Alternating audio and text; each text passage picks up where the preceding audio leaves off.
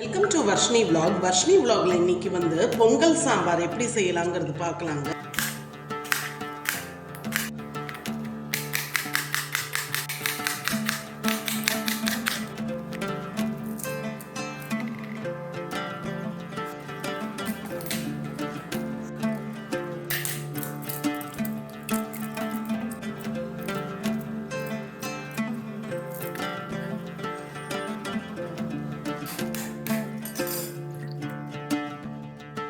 தேங்காய் தண்ணி,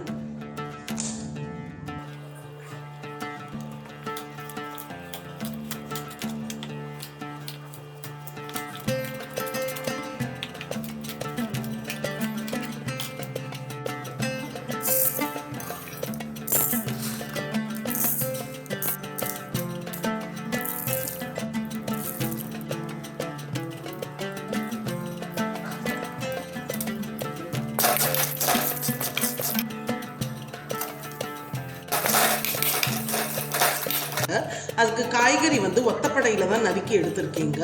என்னென்ன காய்கறி எடுத்திருக்கேங்கிறது பார்க்கலாமா? நாட்டுக்காய் தாங்க எடுக்கணும். நான் எடுத்திருக்கிறது வெண்பூஷணி, அதுக்கப்புறம் மஞ்சள் பூஷணி, கொஞ்சம் பட்டாணி எடுத்திருக்கேன், கொஞ்சம் வாழைக்காய், அதுக்கப்புறம் காய்கறி எடுத்ததுலையே. அதுக்கப்புறம் இது சேப்பங்கிழங்கு, கொஞ்சம் ஒரு 10 சேப்பங்கிழங்கு, குட்டி சேப்பங்கிழங்கு உரிச்சு வச்சுருக்கேங்க தோல். அதோட வெங்காயம், பூண்டு, மலைப்பூண்டு ஒரு 10 மலைப்பூண்டு தோல் உரிச்சு இந்த மாதிரி அப்படியே டைரெக்டாக போடுறேங்க. எல்லாமே குக்கரில் ஆட் பண்ணிடலாம். அப்புறம் கொஞ்சம் மொச்சை எடுத்திருந்தேங்க. மொச்சை, கொஞ்சம் வெள்ளை கொண்டக்கடலை, அதுக்கப்புறம் ஒரு 100 கிராம் துவரம் பருப்பு வேக வச்சு எடுத்தாச்சுங்க ஆல்ரெடி குக்கரில்.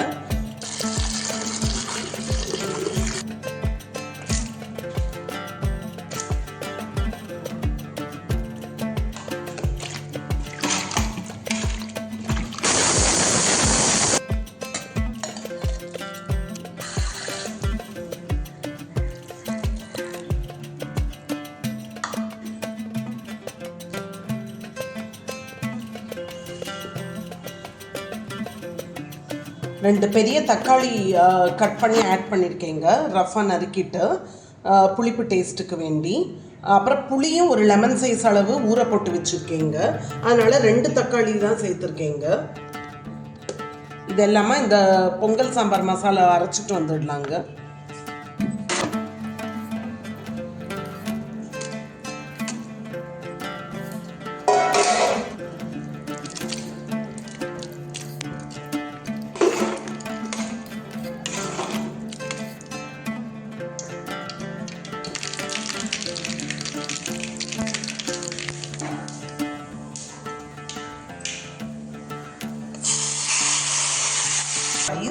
பொங்கல் சாம்பாருங்க.